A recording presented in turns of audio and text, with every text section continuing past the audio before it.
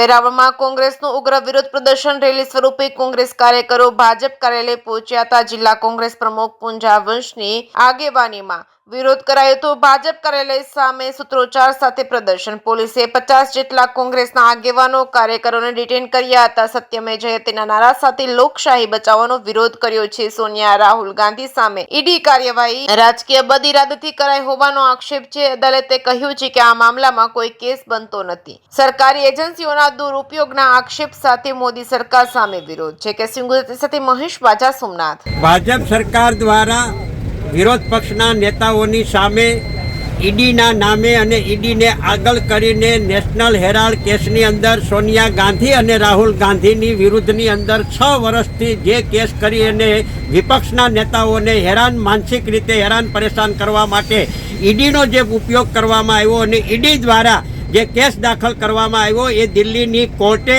આ કેસ બનતો જ નથી, સંપૂર્ણપણે કેસને કાઢી નાખ્યો છે।